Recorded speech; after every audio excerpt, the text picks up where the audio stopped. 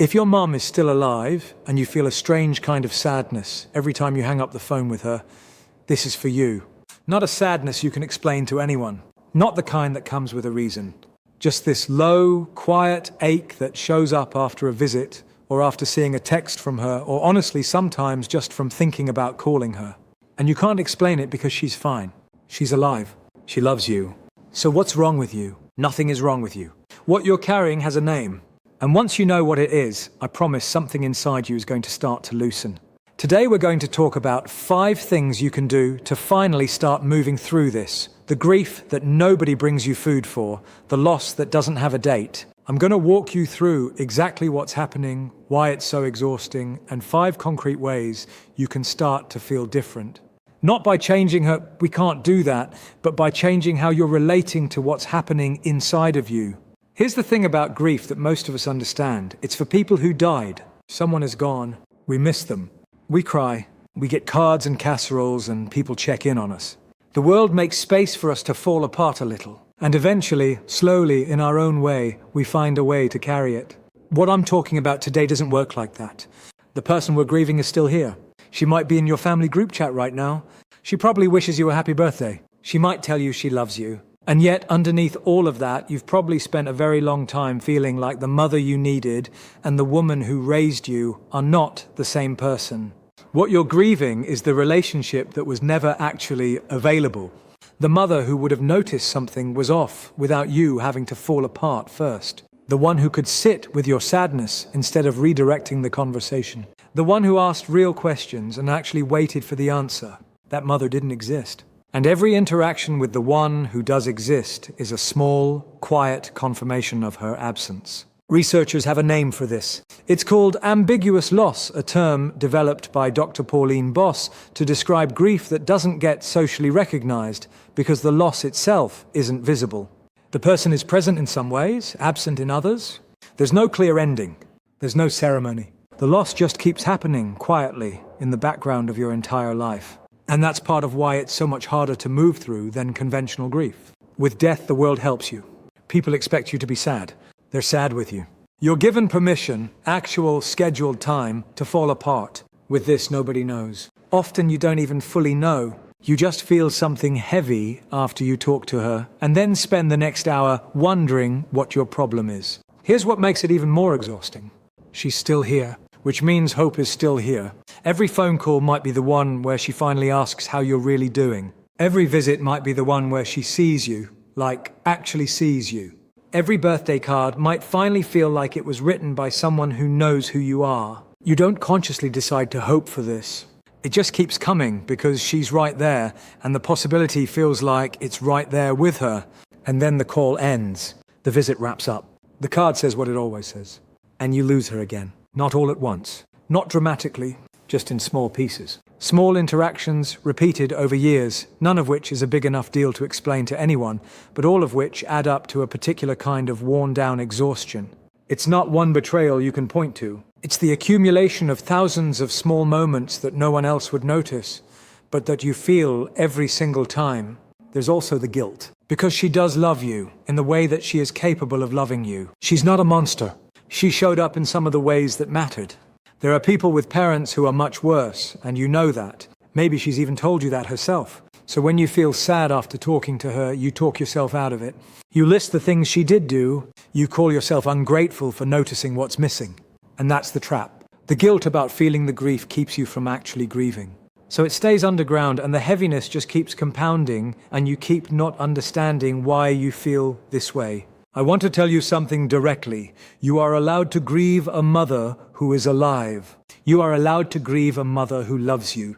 You are allowed to grieve a mother who did her best. Even when her best left a gap so wide, you've been falling into it your whole life. None of those things cancel each other out. The absence is real, and real losses deserve to be grieved. I worked with a patient years ago. She was in her late 30s. Who came in exhausted in a way that sleep wasn't touching. Her doctor had run every test. Everything was fine on paper. She was married to someone she loved, had a job she was proud of, kids she adored. From the outside, her life was working. But inside, she felt this low, grey weight she couldn't explain. When I asked about her relationship with her mum, she immediately defended her. Rattled off a list, dinner every night, never missed an event, called every week, said I love you constantly. Said it all in one breath, the way people say things they've rehearsed. And I listened. And then I asked her what her mum actually knew about her life right now. Not the logistics, the interior. Did her mum know she was in therapy? Did she know what was keeping her up at night? Did she know how her marriage really felt, what she was proud of, what scared her? She went quiet.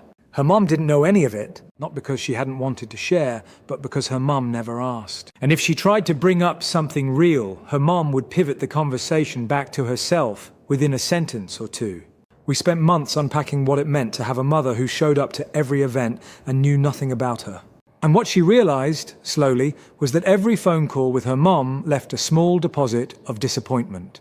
Every visit confirmed again that her mum couldn't really see her. She'd been swallowing that one interaction at a time for her entire adult life. The exhaustion she couldn't explain was the cost of containing decades of grief she'd never been given permission to feel. What changed for her was not her mum. Her mom didn't change. The calls are still the calls. But she stopped pretending the relationship was something it wasn't. She let herself notice in real time what was missing. She let herself feel sad about it instead of arguing herself out of it. She grieved her mother in pieces, week after week, while her mother went right on living and calling and visiting and doing exactly what she'd always done. And over time, the exhaustion started to lift. Not because the situation changed, but because she stopped spending all her energy denying what the situation was. So, 5 things you can start doing. The first one is to name it accurately. Stop calling it sensitivity. Stop calling it the post-visit blues or family stress or just being in a mood. It is grief. Specifically, it is the grief of a relationship that was never what you needed with a person who is still alive. This matters more than it sounds like it does. There's solid research showing that when we have a precise word for what we're feeling, it actually reduces the emotional intensity. It pulls the brain's rational centers back online and calms the nervous system. When we don't have words for something, the feeling has nowhere to go.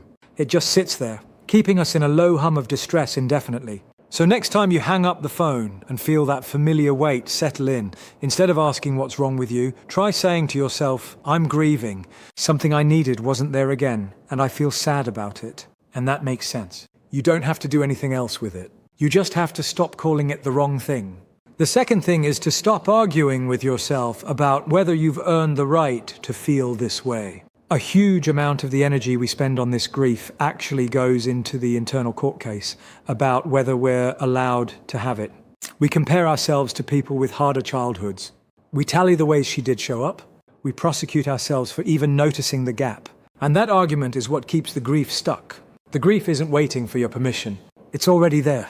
The argument just keeps you from moving through it. 2 things can be true at once. You can love her and grieve her.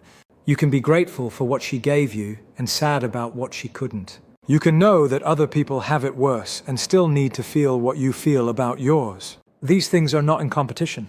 They can coexist. A lot of healing, honestly, is just learning to hold 2 feelings at the same time without forcing one of them to disappear.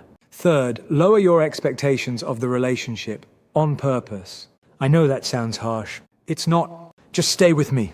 A lot of the ongoing grief you feel after every interaction is happening because you keep walking in hoping for something she has never been able to give. The hope isn't irrational. She's your mother. You're supposed to be able to hope for things from her. But she has shown you consistently, probably your whole life, that this particular thing is not available. When you stop expecting her to be someone she isn't, 2 things happen. The disappointment after each interaction softens because you're no longer setting up an expectation she can't meet. And the grief becomes something you can hold steadily, rather than something that ambushes you every single time because you weren't braced for it. This isn't giving up on her. It's giving up on a version of her that doesn't exist, so you can have a more honest relationship with the version that does. That's actually one of the more loving things you can do for both of you. You get to meet her where she actually is, instead of being quietly devastated by where she isn't. Fourth, find somewhere else to put the need. The need to be truly seen by someone who loves you doesn't disappear just because your mother can't meet it. It's still there, and it deserves to be filled, just not by her. She doesn't have the capacity. That's not a judgment, it's just true. This is where good therapy, close friendships, chosen family, and the right partner come in. The need for someone to be genuinely present with you, to witness your life, and actually care about what's inside it, that's a real human need. It doesn't expire just because the original person couldn't meet it, and it can be met by other people. It takes time to find those people. And it takes even more time to learn to actually let them in once you have them. Because when you've spent a lifetime not being seen can feel disorienting and almost too much. But it's possible. I have seen it. The right people, over time, can fill something that felt permanent. And fifth, get more support around this. This specific kind of grief is genuinely hard to move through alone. Not because you aren't strong enough, that's not the point, but because grief, by nature, is something we move through in relationship. We need someone who can hold it with us. That's how it moves. There's a Swedish proverb I love: a joy shared is doubled, a sorrow shared is halved. Let someone share the weight of this with you.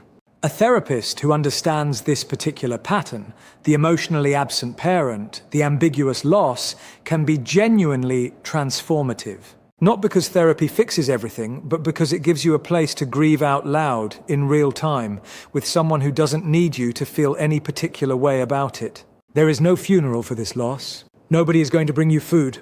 No one is going to send a card. The world isn't going to step in and acknowledge what you've lost, because from the outside, you haven't lost anything. She's still here, but you have lost something. You've been losing her slowly your entire life. And every interaction with the woman who is in her place is a small, fresh reminder of what's not there. That is real. It is heavy, and you are allowed to call it what it is. You are not too sensitive. You are not being dramatic. You are not making this up. You are grieving someone who is still alive.